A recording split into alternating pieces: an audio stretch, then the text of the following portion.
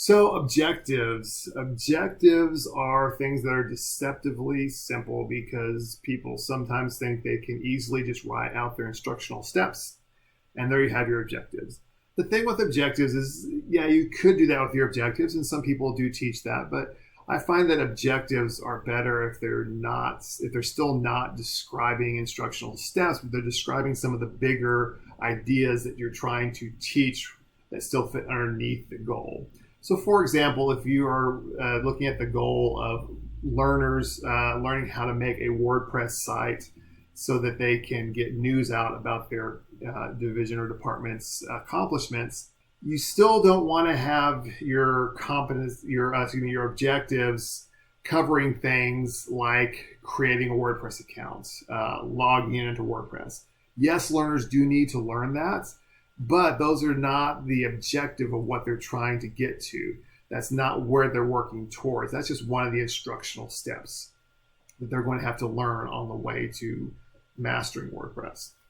What you'll look at is more something like, okay, so if you do blogging, you know that you have to set up your blog and then you have to add content to it. And that's pretty much it. So there are your two objectives right there. They'll learn how to set up their blog. They'll learn how to add content to it.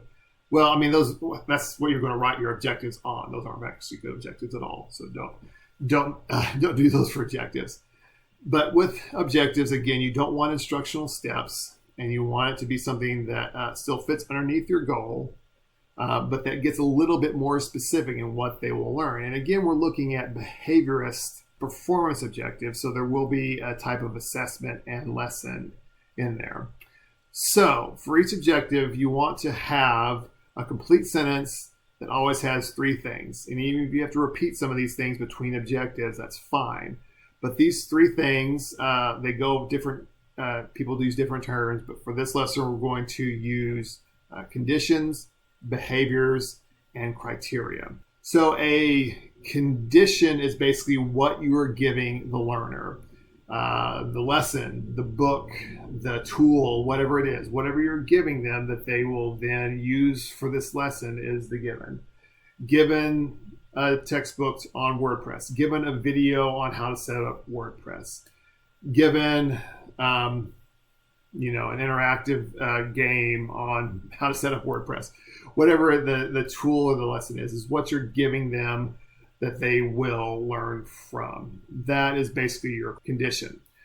Your behavior is what they are doing while they're learning. It's not just the knowledge that they're going to gain, but what are they going to do with that knowledge? What's kind of the behavior really is kind of the whole point of what they're trying to come away with from this lesson. For example, with the WordPress example, obviously their behavior is going to be that they are going to set up a WordPress blog. So given a video on how to set up WordPress, comma, want to have good proper English, learners will create their own website. That could be your that could be your behavior. Now, certain behaviors will then lead into the next part, which is the criteria in certain ways. And what I mean by that is your criteria is basically how you're going to grade or give feedback is a better way of looking at what they've learned. How will they know that they've learned it in a way that satisfies what you're trying to teach or will actually work in real life situation? Obviously, you want to learn WordPress in a way that works in real life. So how will they know? That's the criteria.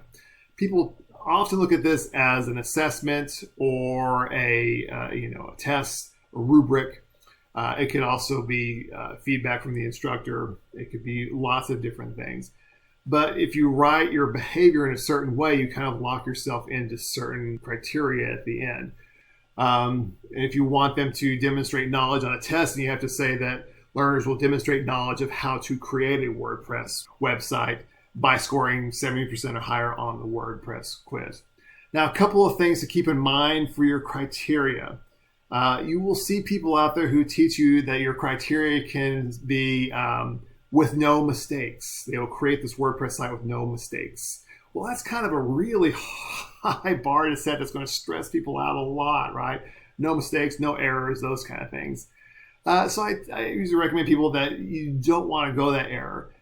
For one, because of the stress that it causes your learners, but two, also you'll find that there's a lot of things that learners can do that have no errors in it, but also just kind of go off in the wrong direction because they just didn't quite get where they were going, or get where you were going even.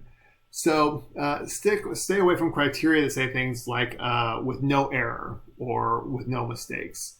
Also, stay away from criteria that say things like without assistance. Again, that's kind of what we all want. That's why we're learning things, because we want to learn to do these things without anyone helping us. So that's kind of understood.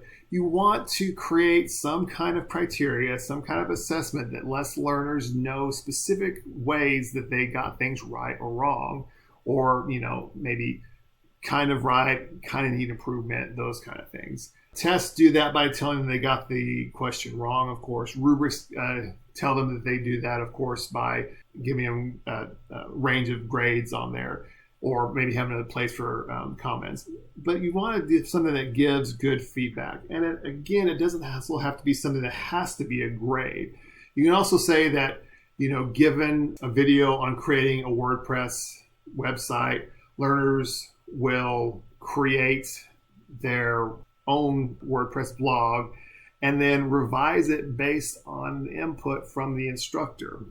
And that's their criteria, is they talk with you about it and improve it based on what you said. Like I said, it doesn't always have to be a grade. You can reuse elements if you have more than one objective. For example, you don't have to come up with a test for every objective. You don't have to come up with a different rubric for each objective.